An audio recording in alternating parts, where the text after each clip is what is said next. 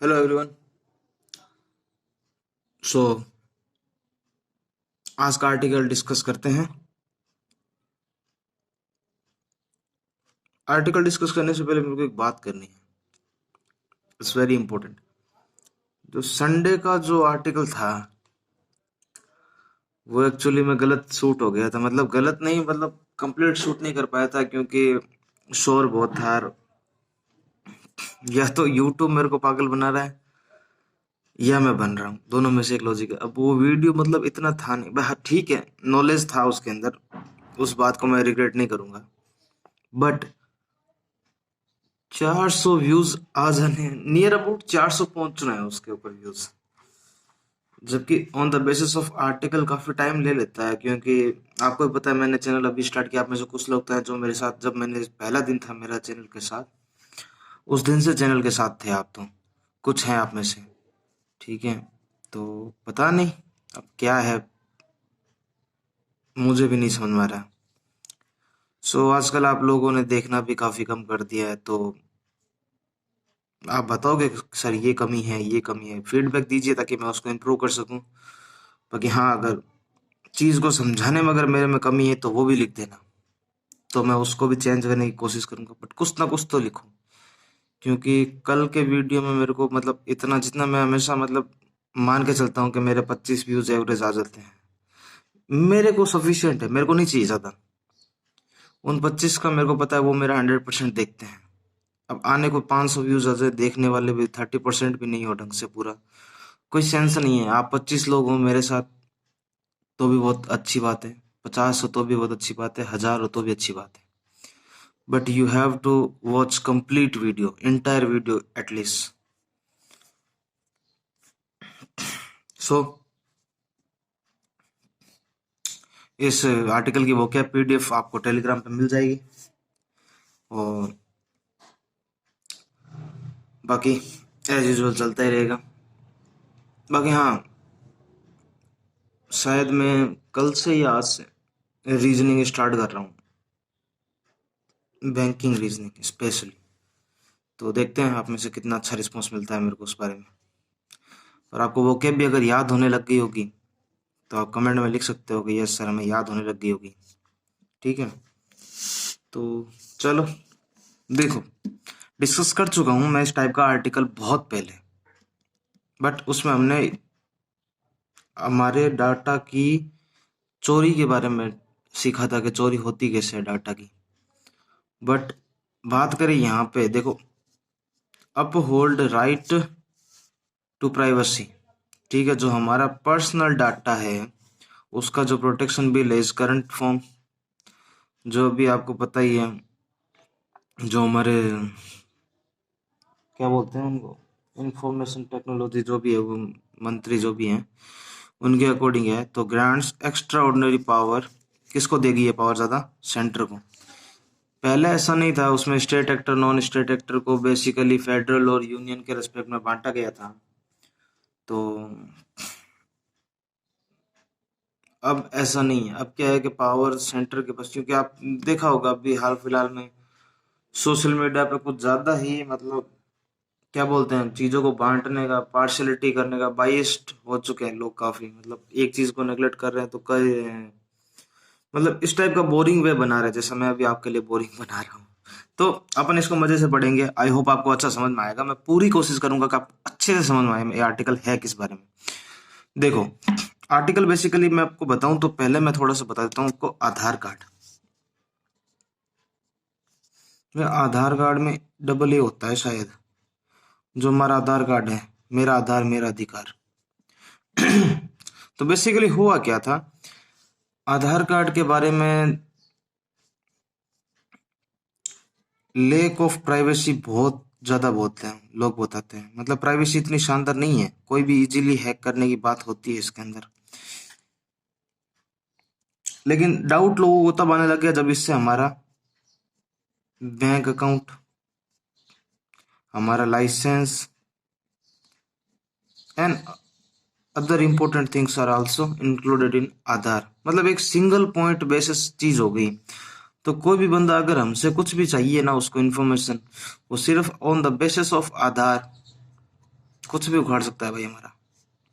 अब हम ये सोचेंगे कि क्या है, हमारे मोबाइल नंबर एड्रेस लेने से क्या कर लेगा, बहुत कुछ हो सकता है, हम इमेजिन भी नहीं कर सकते। इवन आप मानोगे नहीं, किसी मेरे को गवर्नमेंट का नाम याद नहीं है, उनके एमपी यानी मेंबर ऑफ पार्लियामेंट, सांसद को, संसद से बताओ 40,000 की घूस ले ली। घूस नहीं, मतलब 40,000 रुपये उनके अकाउंट से निकलवा लिए थ्रू द एक OTP system on the basis of Aadhaar. तो ये सब था। तो उसके बाद क्या हुआ कि केस हुआ, ठीक है, केस काफी अच्छा था, पुत्ता स्वामी नाम से केस था, ठीक है, जिसके अंदर क्या हुआ कि 9 जजों की बेंच बैठी और उन्होंने ये डिसाइड किया कि नहीं, जो डाटा का प्रोटेक्शन है वो गारंटेड किया जाएगा on the basis of constitution, ना कि सेंट्रल गवर्नमेंट के द्वारा, ठीक है। मतलब जैसे हमारे पास है ना आर्टिकल, देख लो आप, फंडामेंटल राइट कहाँ से कहाँ तक है, 12 से 35 के बीच में, जिसमें से 19 तो हमको घूमने का अधिकार, बोलने का अधिकार, रिलीजियन मानने का अधिकार, उसका प्रचार प्रसारण करने का अधिकार, ये सब देता है। But right to privacy act भी इसी के अंदर आता है कि हमें अपनी कौन सी चीजें किसके साथ कितनी कितनी शेयर करनी है। तो ये सब बेसिस बनाए गए थे इसके अंदर। बाकी मैं आपको आर्टिकल के अंदर एक एक चीज बताता जाऊंगा ताकि आपको हर चीज with words, with knowledge, with vocab, okay. So सब चीजों को पीछे हटा के first we have to discuss over vocab quickly. देखो, वर्ड है फिड्यूशरी। फिड्यूशरी का मतलब बेसिकली होता है, देखो कोई भी चीज का ट्रस्टी होता है, जैसे स्कूल का ट्रस्टी होता है तो उसके ऊपर डिपेंड रहती है काफी चीजों की वैल्यू, तो dependency of its value. Next word है इन्फ्रिजमेंट। इन्फ्रिजमेंट का मतलब होता है जो लॉज को तोड़े, तो the action of a breaking the terms of, ये लॉ है आगे लिखा हुआ, ठीक है, पेपर थोड़ा बड़ा हो गया इसलिए मेरे को शब्द भी बड़े लिखने पड़े। नेक्स्ट वर्ड है अनबायस। अनबायस, देखो बायस और अनबायस दो चीज, आप मीडिया अगर न्यूज चैनल देखते होगे तो बोलते हो कि आप बायस न्यूज मत दिखाया करो, मतलब पक्षपात नहीं करना। जैसे अगर मैं बायस जाऊं, सपोज मेरा मन किया तो मैं वीडियो डालूंगा, नहीं किया तो नहीं डालूंगा, तो मेरे को बायस नहीं होना, एक चीज के ऊपर पॉइंट आउट नहीं, अनबायस रहना चाहिए, इम्पार्शियल रहना चाहिए, आदमी किसी एक का पक्ष नहीं लेना चाहिए, दोनों का सुनना चाहिए, ठीक है। तो ब्रिज का भी सेम इन्फ्रिजमेंट की तरह होता है, चीजों को तोड़ना, ठीक है। हेजिमनी, ये ऐसे बेसिकली ये शब्द अगर आपको मारकर थोड़ा सही से नहीं दिख रहा होगा, ये HEGEMONY है। इसका मतलब होता है कोई लीडरशिप और डोमिनेस कर लेना, मतलब अधिकार कर लेना किसी एक पॉलिसी या स्टेट के बेसिस पे, ठीक है। नेक्स्ट वर्ड है एनविसेस। एनविसेस का मतलब होता है जो एक्चुअल में लाइज नहीं करता बट आपके माइंड में पिक्चर सेट है कि हाँ यार ये ऐसे से होगा। सोलेली, सोलेली का मतलब होता है बेसिकली कोई भी चीज के अंदर किसी को भी इन्वॉल्व नहीं करना, not involving anyone anything else, ना ही रखना ना ही बात। पैराडिग्म्स, पैराडिग्म्स का मतलब होता है कोई भी हर चीज के बारे में, जैसे कहते हैं ना कि यार खाने का मन है, हाँ तो कुछ भी लिया ना, तो टिपिकली हम कोई भी एग्जाम्पल या पैटर्न देते हैं ना तो उसी को हम बोलते हैं पैराडिग्म्स, ठीक है। सो ये नॉर्मल इज वोकेब था, ये था कोई था नहीं, तो वोकेब की मैंने बेसिकली पीडीएफ, जब ये वीडियो पूरा अपलोड कर दूंगा यूट्यूब पे तो इसकी पीडीएफ आपको टेलीग्राम पे मिल जाएगा। टेलीग्राम का चैनल का लिंक इस वीडियो के डिस्क्रिप्शन में है, आप जाके वहां से ज्वाइन कर सकते हैं, ठीक है। तो पढ़ना स्टार्ट करते हैं। आई होप आपको समझ में आ गया होगा डाटा प्राइवेसी और प्राइवेसी टू एक्ट ये सब क्या है। The Supreme Court interpreted the information not privacy as a fundamental right, जिसके उसको ड्राइव किया गया कहां से, आर्टिकल 14, 19 और 21 of the constitution of India. किसके बेसिस पे जो एक केस हुआ था, Puttaswamy versus union of India in 2017। Hence the personal data protection is now, अब कह रहा है कि जो प्रोटेक्शन है डाटा का वो गारंटेड हो गया बाय द किससे, कॉन्स्टिट्यूशन से। जब केस हो जाता है, केस के अंदर कोई सुप्रीम कोर्ट अपना रिजल्ट देता है तो वो एज अ कॉन्स्टिट्यूशन देता है, ना कि किसी गवर्नमेंट के बेसिस पे, तो नॉट द सेंट्रल गवर्नमेंट।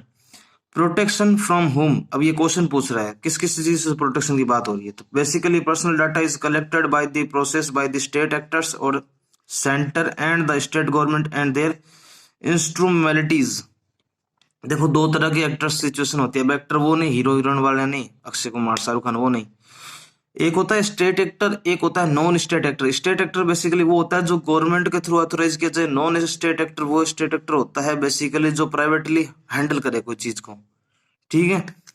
तो यही होता है। अब non state actor is a private organisation, बता भी रहा है साथ साथ में खुद भी और मैं भी बता रहा हूँ। Providing a service like a social media intermediate e commerce entities. Entities words मैंने लिया नहीं वो कैब के अंदर। एज यू नो एंटिटीज मतलब इंडिपेंडेंट ऑर्गेनाइजेशन को हेल्ड करने वाला, ठीक है। And the big tech companies and their employees and other citizen. Okay, सबसे बेस्ट एग्जांपल देता हूँ ना। सपोज यू हैव ना SIM card like a Jio and I have an BSNL। तो मैं एज एक स्टेट एक्टर के होल्ड में हूँ और आप एक नॉन स्टेट एक्टर के होल्ड में हो, क्योंकि जियो एक प्राइवेट कंपनी है, BSNL एक गवर्नमेंट कंपनी है। तो दो तरह की कंडीशन होती है, तो ऐसे समझ लो। डिग डिग डिग डिग डिग डिग डिग डिग डिग डिग। Okay, basically the centre and the state government are one of the largest data fiduciaries, ठीक है। बेसिकली क्या है, ये सब फिड्यूसरीज है, ट्रस्टी है जो इसको होल्ड करते हैं और डिसाइड करते हैं, who collect and hold the process data, ठीक है। इन ए वाइड एरिया, काफी लार्ज एरिया के अंदर state activity such as the national security welfare administration like the subsidies and provision and the other municipal service and the employment benefits. भाई data collect क्यों करता है, ताकि उनको पता रहे कि कौन बंदा किस लेवल पे काम कर रहा है। तो on the basis of their news and the data collection they provide the various types of benefits like employment benefit, like a municipal service, like other types of service they provide to every citizen of India. Okay, so similarly in the age of big data, none state of data fiduciaries such as the social media intermediaries like the Facebook, Twitter, YouTube and the giant e-commerce platform also collect a large amount of the personal data on the day by day. Citizen having a great access to personal data the fellow citizen through the internet. मैं ये example कई बार दे चुका हूं, आज भी दूंगा। अगर आपने फ्लिपकार्ट पे जूता सर्च किया होगा या सपोज गूगल पे कोई जूता सर्च किया होगा, परचेज का मन में आया होगा, विद इन अ डे वही जूते का ऐड अगर आप यूट्यूब खोलोगे तो वहां दिखेगा आपको, वही जूते का ऐड अगर आप फेसबुक यूज करो तब दिखेगा, वही ऐड अगर आपको अभी तक व्हाट्सअप, अगर ये व्हाट्सएप के अगर वो रूल्स रेगुलेशन अप्लाई हो जाता है 28 फरवरी तक, तो हो सकता था उस जूते का ऐड आपको, जूते का ऐड व्हाट्सएप पे भी दिखता। ये है बेसिकली ई कॉमर्स जो हमारे डाटा के साथ खेलती है, ठीक है। So it's well known that the maximum number of case filed, काफी केस फाइल हुए हैं सुप्रीम कोर्ट के अंदर, the high court of the infringement of the citizen fundamental right against the state. Infringement मतलब हमारे जो डोमिनेंस, जो हमारे अधिकार है उसके बेसिस पे हमने केस किया है स्टेट के, ठीक है, फंडामेंटल राइट पे अगेंस्ट द स्टेट किया है। It's only the recently that the citizen have run to court to enforce their privacy right against the big tech companies.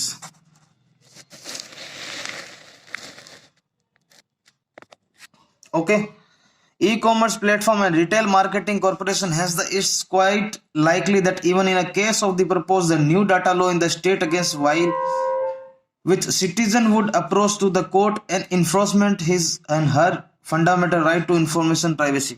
पहुंच गए भाई कि ऐसा थोड़ा ना होता है, समझ गए। हमारे को भी फंडामेंटल राइट है, लेकिन आपको पता है हर हमारा जो भी फंडामेंटल राइट है ना, उसका मतलब ये नहीं है जैसे आर्टिकल 19D के अंदर लिखा है कि हमें कहीं भी घूमने का अधिकार है, बट हमें यह भी पता होना चाहिए कि आर्टिकल के अंदर जो हमें फंडामेंटल है वो हर जो हमें अधिकार दिए गए ना हमारे कॉन्स्टिट्यूशन के थ्रू, वो एज अ लिमिटेशन के साथ दिए गए हैं। अगर कहीं पे इमरजेंसी लगी हुई है, कोई भी सिचुएशन के कारण वहां पे पुलिस ने कहा यहाँ पे आप नहीं घूम सकते और आप वहां पे कॉन्स्टिट्यूशन लेके चले जाओ कि मेरे पास देखो 19D का अधिकार है कि मैं कहीं भी घूम सकता हूँ, तो वो पॉसिबल नहीं है। हर चीज एक लिमिटेशन के साथ अप्लाई होती है। तो अगर यहाँ हम हमारे फंडामेंटल राइट की बात करें तो हम यहाँ पे केस कर रहे हैं सुप्रीम कोर्ट के अंदर कि हमारे डाटा प्राइवेसी जो है वो ई कॉमर्स साइट के थ्रू ऐसे ही लीक हो जाती है, तो उनका कुछ किया जाए। तो अब देखो आगे क्या करता है। ट्रेडिशनली फंडामेंटल राइट आगे has been to the domain the constitution court, ठीक है। Now with the proposed bill, okay, and the significant part of this judicial fundamental function is the regulation of information privacy of citizen is proposed to transfer the Data Protection Authority DPA उसको authority दे रहा है किसके, अब किस basis पे बता रहा है कि in the Puttaswamy case the supreme court instructed the government to pass a law, एक लॉ पास किया जाए which would regulate the information privacy not only from the non state actor but also from the state parties and the other individuals. जो हमें state या government के through भी हमें जो बेनिफिट या म्युनिसिपल सर्विसेज मिलती है वो तो रही बात, दूसरी प्राइवेट के साथ साथ हमें स्टेट वाले से भी डाटा प्रोटेक्शन की अथॉरिटी मिलनी चाहिए कि हमारा डाटा किसी और के साथ शेयर नहीं होगा। We need over data protection authority. Okay, so maintaining a balance between the information privacy and the development and the strong digital economy is a truly challenging task। क्या बता रहे हैं कि चीजों के बीच में बैलेंस, देखो बैलेंस बहुत, एक शब्द बहुत अच्छा है बैलेंस, लेकिन इसको मेंटेन करना बड़ा ही खतरनाक है। तो maintaining a balance between information privacy and the development with a strong digital economy is a truly challenging task है अपने आप में, requiring a qualified and natural body at the helm। A core judicial task with the DPA would be the penalize government even suspend their operation when they fail to protect individual personal data। कि अगर वो इसको ढंग से penalise नहीं कर पाई government तो फिर ये ऑपरेशन फेल हो जाएगा और इसको प्रोटेक्ट करने का कोई चांस हो ही नहीं सकता, क्योंकि आप एक एक बंदे का इंडिविजुअल पर्सनल डाटा कैसे मतलब प्रोटेक्ट कर लोगे अगर आप, क्योंकि बैलेंस बहुत मैं कह रहा हूं ना, बैलेंस वर्ड ही ऐसा है जिसको बहुत मुश्किल से मतलब कंट्रोल किया जा सकता है।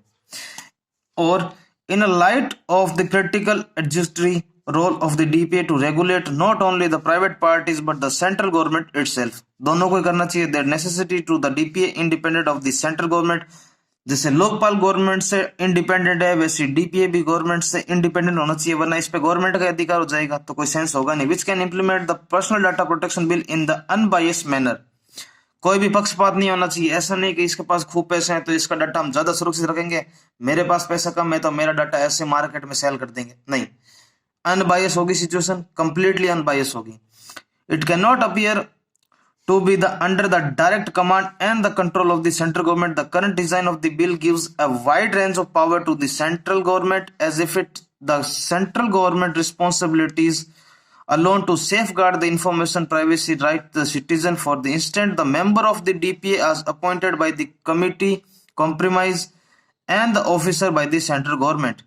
किसके बेसिस पे? इंस्टेड ऑफ जुडिशियल और बाईपार्टिजन पार्लियामेंट्री बॉडी और पैनल, ठीक है, कोई इतना था नहीं, जो था वो इसी के साथ साथ लिंक किया जा रहा है। The design of the bill effectively leads करना चाहिए सेंट्रल गवर्नमेंट को, रेगुलेट करे वो खुद के बेसिस पे, ठीक है। So the design will also adversely affect, अब कैसे एडवर्सली अफेक्ट करेगा, let them check. The federal structure of constitution, वैसे एक चीज बतानी थी भूल गया था बीच में, देखो दो चीजें होती है, एक तो होता है यूनियन, एक होता है फेडरल। देखो फेडरल बेसिकली होता है जिसके अंदर स्टेट और सेंटर की पावर की अथॉरिटी अलग अलग हो। यूनियन वो होता है जो बेसिकली एक के अंडर में ही हो, जैसे एग्जांपल ले लो अमेरिका, जहां पे सेंटर की पावर की अथॉरिटी ज्यादा होती है, स्टेट की कुछ ज्यादा नहीं होती। बट अगर हम बात करें इंडिया की, इंडिया में स्टेट का सीएम एक अलग चीज होती है और देश का प्राइम मिनिस्टर एक अलग चीज होती है। तो हमारा देश क्या है, India, India is a federal country, हमने सुना भी है काफी बार, तो ठीक है। The federal structure of the constitution, for instance the complaint filed against the chief minister office for the data breach किया गया will be decided by the body appointment by the central government so as to whether such as the breach took place और not. If held to be so what would be the punishment और quantum fine the other penalty, क्या क्या होगी। अगर मान लो कि chief minister है office का, वहीं अगर डाटा ब्रीचिंग स्टार्ट हो जाए तो उसके बेसिस पे पूछ रहा है, क्वेश्चनिंग कर रहा है कि मतलब इसका रिवर्स फॉर्मेशन क्या होगा। दो लाइन थी ना, the design will also be adversely effect, क्योंकि उल्टी भी तो पड़ सकती है, ठीक है। तो similarly the bill empower the central government to decide if an event और incident arising to the remote location in the state in the issue of public order और नॉट, देयरफॉर रिक्वायरिंग एग्जाम्पशन और from application of the various safeguard condition, अलग अलग exemption लगेंगे जिसके basis पे अलग अलग सेफगार्ड कंडीशंस लगेगी। This can not be allowed and it create fertile ground for the data hegemony by the centre and the massive concern with for federalism.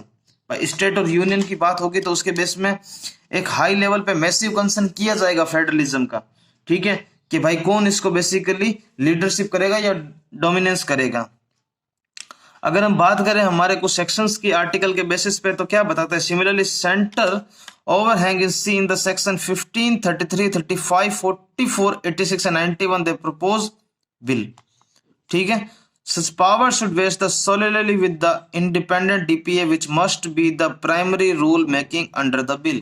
पहली बात यही होनी चाहिए कि इसके अंदर कोई भी इन्वॉल्व नहीं होना चाहिए और ये कंप्लीटली इंडिपेंडेंट होना चाहिए।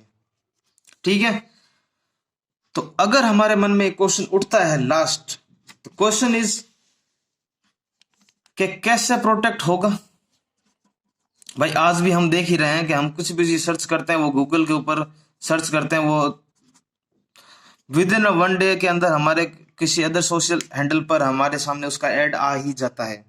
तो आपके हिसाब से बताओ कि गवर्नमेंट को इसके ऊपर क्या क्या चीजें करनी चाहिए। और गवर्नमेंट जैसे अभी हाल ही में कुछ ऐसी चीजें हैं जो दंगा भड़काने वाली चीजें हो रही है ट्विटर के ऊपर, तो हमारे मंत्री कह रहे हैं संसद के अंदर और अदर पार्लियामेंट के अंदर के ट्विटर पे कुछ ऐसे अकाउंट है जिनको बैन करना चाहिए और इन पे एक लीगल एक्शन लेना चाहिए। Even the Netflix and Amazon prime पे भी सेंसेशन लगने चाहिए ताकि ऐसी ऐसी इंफॉर्मेशन इन्वॉल्व ना हो जाए जिससे देश की अखंडता संप्रभुता पे इफेक्ट पड़े, सोवरेनिटी और इंटीग्रिटी पे कुछ इफेक्ट पड़े। तो आप अपने हिसाब से कमेंट के अंदर मेरे को बता देना, आप बता सकते हो अपनी तरफ से कि क्या क्या सर कैसे कैसे होता है। और मिलते हैं नेक्स्ट वीडियो में, बाय।